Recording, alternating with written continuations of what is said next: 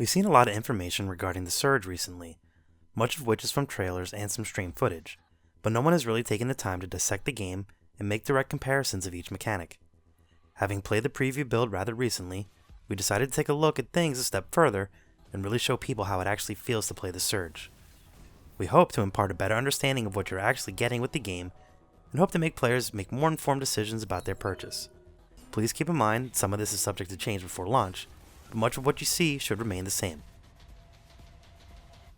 Let's get started with controls. These will be laid out for the PlayStation 4. The game's controls will be extremely familiar to players of Dark Souls, Bloodborne, or Deck 13's last game, Lords of the Fallen. R1 is horizontal attack, R2 is vertical attack, L1 is block, X is sprint and dodge, and circle is consumable. Lock-on is R3, and what makes this unique is not only the ability to target body parts to attack, resulting in the opportunity to sever them for parts and schematics, but also finding the enemy's weak spot, shown in blue. Hitting this weak spot will deal increased damage and can sometimes save you 1 to 3 attacks per enemy to kill them, which is actually a lot because you attack slower than in Souls or Bloodborne. Players can also do running attacks by hitting X and R1 that will send you lunging into the enemy at great distances, or you can press X and R2 and do a slide attack, which has a wicked looking animation and will allow you to attack from even further away. This is extremely useful for catching enemies off guard and striking them before they're aggroed. Having taken a look at the controls, let's move to combat and dissect how it all works. Players will choose from one of 5 different weapon types: one-handed weapons, staves, heavy-duty weapons, single-rigged weapons, and twin-rigged weapons. The difference between these weapons vary, but generally include attack animations, severing animations when you slice up enemies, speed of attack, range, and of course damage and damage types. Players will gain proficiency in these weapon types when they defeat enemies using a weapon of that type. Increasing your weapon proficiency will increase your damage of any weapon of that type to a limited degree, with some weapons gaining more damage than others. Players will want to find the type that works best for them and stick with it.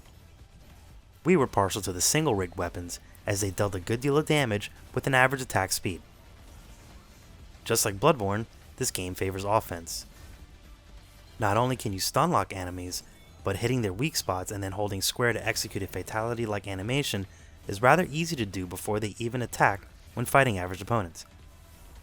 When fighting more difficult ones, you'll be dashing and dodging, striking with a running attack or two, and then dodging once again.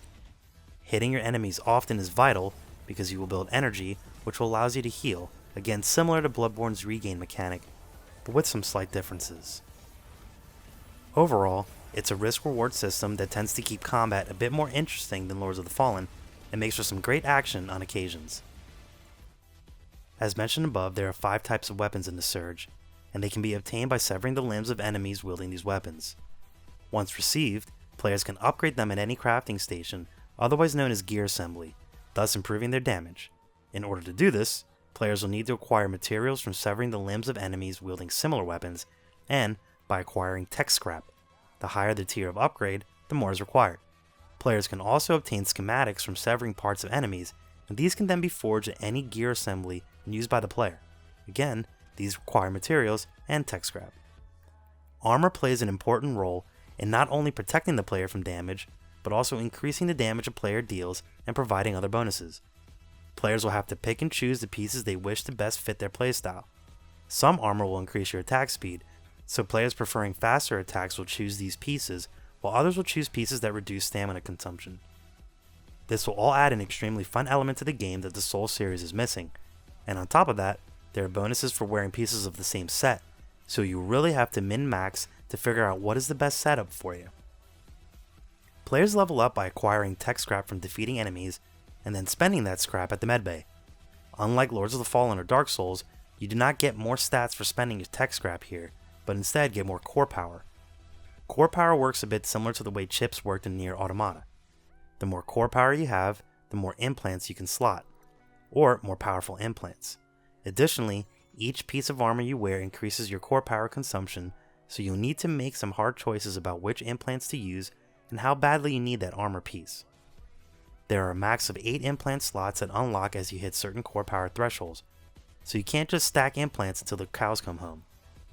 All of this combines into complex and gratifying moments where you just sit and try to do the math at the medbay. Be sure to have your calculators handy.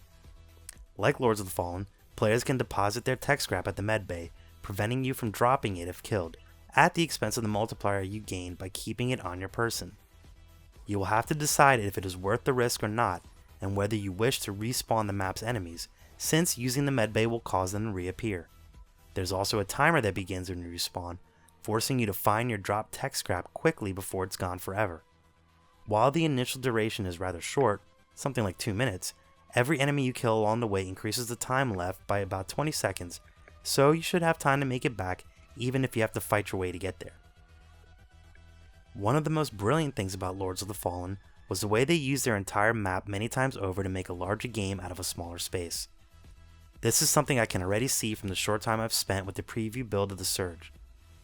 Instead of finding keys to unlock doors, now certain locations have core power requirements that you must meet in order to unlock areas. This makes it impossible for you to go to some places early on, but once you've progressed and leveled, you can come back and open them, finding their secrets within. This is sort of an old school approach, like Lords had, with a unique implementation designed perfectly for the game. There are also many shortcuts and hidden loot for players to find, and it makes exploring every inch and map absolutely worth it. The bosses in the game will most likely be very similar to Lords of the Fallen, which is something I find slightly disappointing. I say most likely because there's only one boss in the preview build, and it does not present much of a challenge, which is basically how most bosses were in Lords. While the setting and environment is impressive, it's just not overly memorable, and we really hope we see some better, epic mech battles in our near future.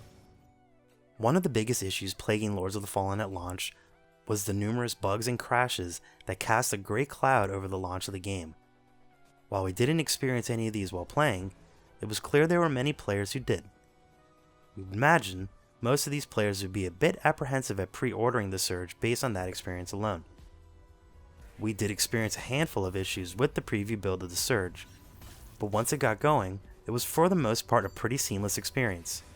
Because this is a preview build, any issues we encountered may simply be issues with its incomplete state.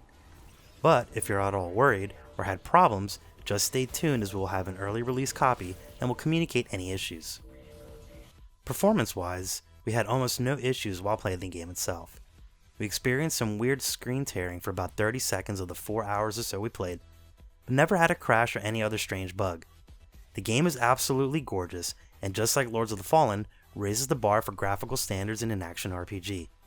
There's simply no better looking action RPG out there right now, and we strongly recommend a good gaming PC or a PS4 Pro to enjoy it on, since both will take advantage of the hardware.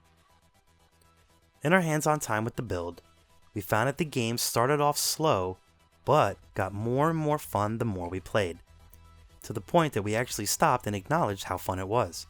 We're really excited to see what else the game has to offer, and hope that a few weeks from now, we're writing a stellar review.